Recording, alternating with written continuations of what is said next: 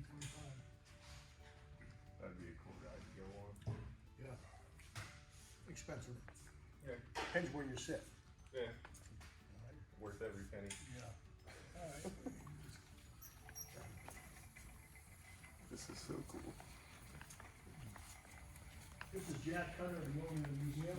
How's it going? You know, he's cleaning up because My mechanics won't clean up after themselves. I'm a mechanic and I can level with that. Yeah. My boss complains about the same damn thing. That's right, never clean up after them. Right? we don't clean up because he doesn't pay us enough. Well, I know how that works. I'm getting paid to fix it, not take a job. This is a Russian PC. We have another one. Oh, the last one.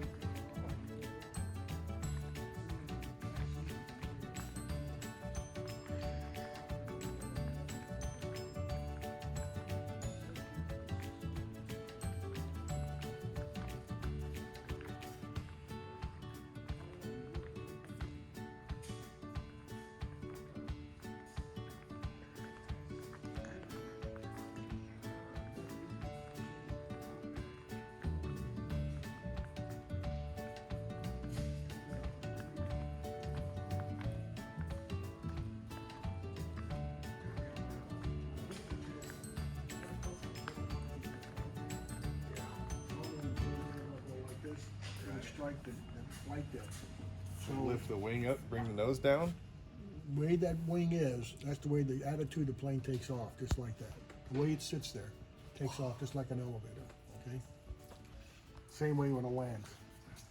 That's pretty. Great engineering, isn't it? Seems extremely complicated. Yeah, really. It's good engineering, I would say. Yeah. Now this particular plane flies. We're working on it. We had a problem. This is built in '55. The hoses were leaking, and we had to pull the aft section off. Remove the aft section. See where that split line is? Just folded that panel. Right there, see a split line? Mm-hmm. From that point, aft it slides off. We had a dolly for it. So we have access to the engine. We had to take all the hoses off, sent to a company on the East Coast, and the reason we did that is because everything on this aircraft is Russian metric. Not English metric, Russian. Well, anyway, we had them repair the hoses. We got them back here a few months ago. That white button you see, I told a 7-year-old boy, don't touch that button. You hit that button, the engine starts. That is a radar detector. Somebody scanned you with radar and let the pilot know you're being scanned. Okay?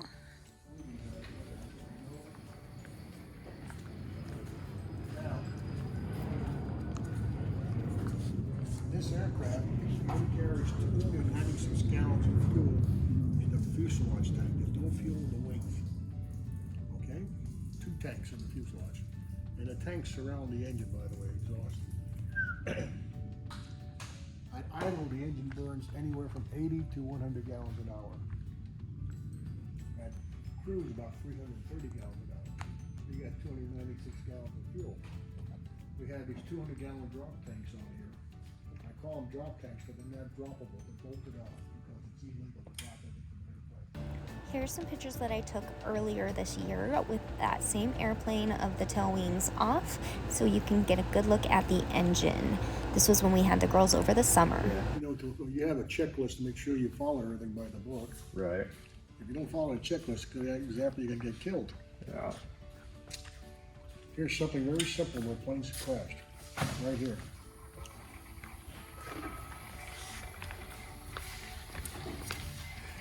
You know what it is? Is that a pitot tube? Correct, it's a pitot tube.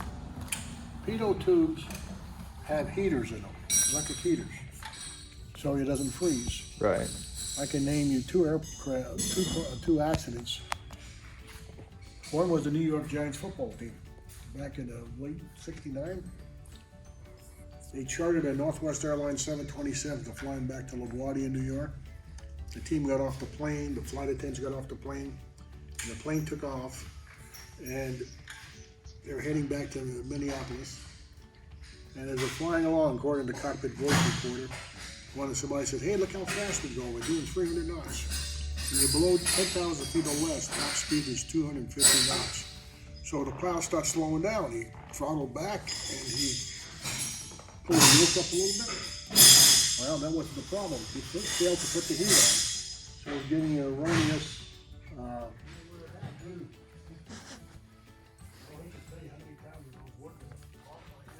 I bet. One of the cowlings on it, I think it was the other airplane it was, had a bayonet on it so you line the two cap halves together and it slipped and went like this. This is Nancy Wood. She's one of the earliest female flight crew members. She came in here one day and donated a flight suit and helmet to the museum. That's awesome. She was no dummy, by the way. She has a PhD degree.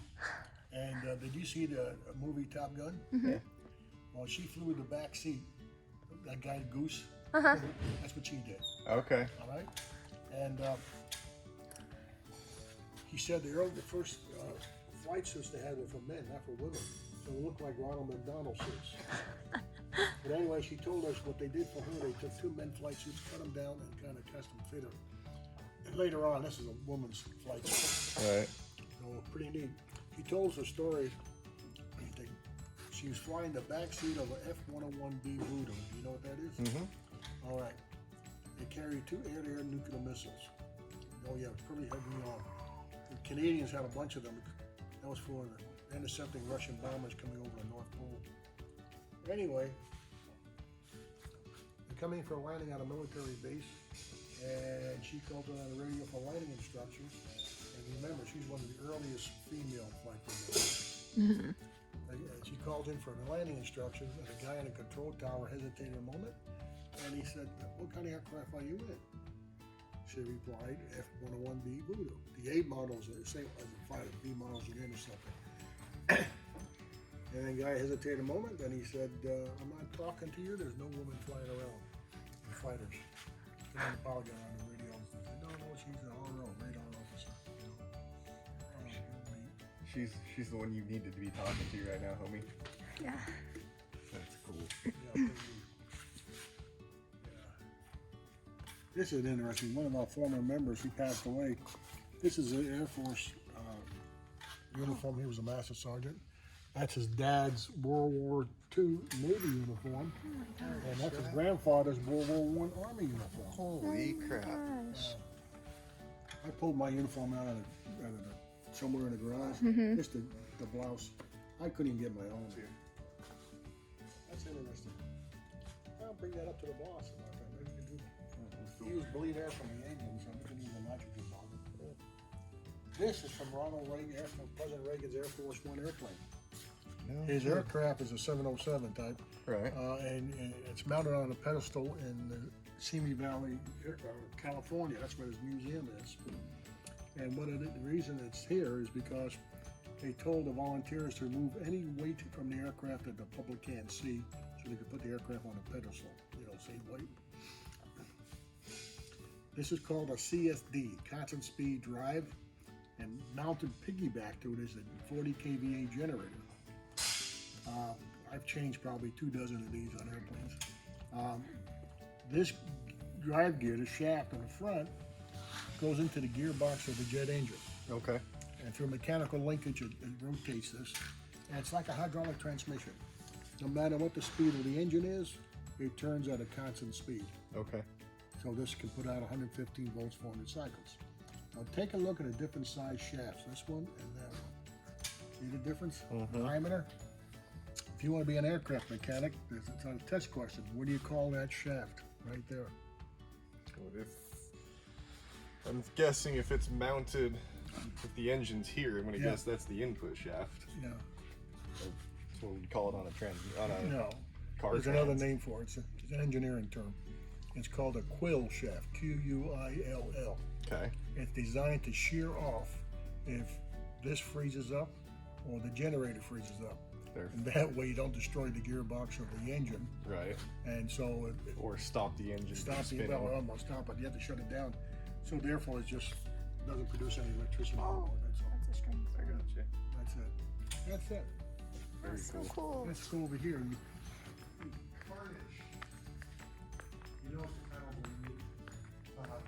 This aircraft wasn't ours at the time, now it is. Took off and flew took off out of Colorado, flight east or west. As he crossed the Rocky Mountains, the engine quit. And he put the landing gear down and landed in a dirt field. And the only thing, he was doing okay, but he didn't see a fence post. And he hit a fence post. Right there. So we got the panels off so we can inspect the engine mount, the wing attach bolts to the fuselage. So we're doing an inspection. We got the engine changed already. So we'll just wait, matter of time, wait for money, donations. Is that where you hit the fence post? Yeah, if we get enough donations, we can Fix fill that. that. That's that. That's carnage. That's not that bad. Now, this engine is the type of engine in the MiG-15. Okay. That's called a centrifugal flow engine. All right. Because air goes in the front and the back and it goes this way. Right in the middle is the compressor going around. Okay. This is an axial flow engine, which most of them are, all the engines today are. Air goes in the front, goes all the way through, and hits the turbine wheel. It's on the same shaft as the blades in the front. All right. Those look like good old-fashioned fuel filters, but I'm gonna guess that they're not. They're not, I don't think. There's the fuel line right there. Yeah, that could be fuel, I think. There's the fuel lines right there. These. Igniters. I gotcha. This Those engine's on the everything's- same type of engine on the F-86 fighter Okay. and B-47 bomber. Everything's safety. This case, this has 12 stages of compression. Right there, that case is the same as that. Okay. And those big blades you see there are called stable blades, they're fixed. And in between each row, the compression button. Now, there's different types of jet engines. This is an axial flow engine. Well, this is a turbo jet engine. Okay. There's turbo fan, turbo prop, ramjet, pulse jet, you know, all kinds. But this is a turbo jet. Now this engine, 71 turned into a ramjet once it gets up to a yeah, certain speed. the code moves. That was top secret at one time. Yeah. This engine produces, and by the way, it's like a car. Different models, different power plants, right? This early version only produced 5,400 pounds of thrust. The engine on a Boeing 777 was test rated at 124,000 pounds. They don't use that on the airplane. They downrate it. You don't need it. Yeah. Give you an idea. Okay? That's like 1,000 horsepower Hellcat turned down to 700 horsepower for street use.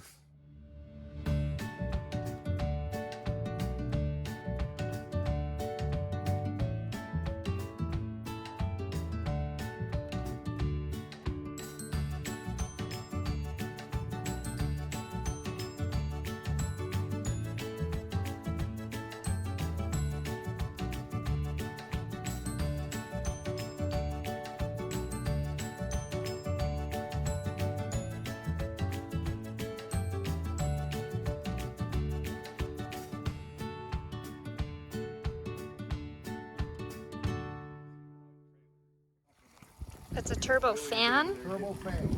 It's called an internal turbo fan. The reason why it's internal is another case around the engine. If you look on the side, you can see all the way to the front. Because most of the air comes outside the engine into the tailpipe. There's two shafts in here, one inside the other. The fan shaft is not hooked up to anything. It's freewheeling. All right? And that's where you get your thrust. Let's go in the front.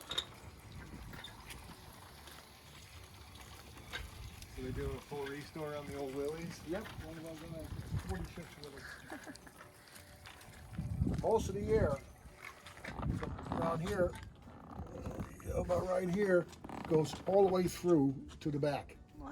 And the other air, about this much, goes inside the combustion chamber. Okay? If you want to start the engine, I can hold that fan blade and the engine continues to the gearbox. All right. Right there. And that's all gears in there.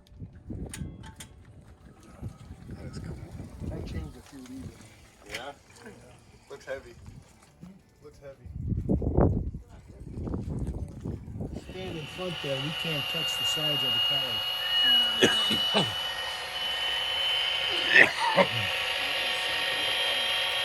Now see how most of the air bypasses outside?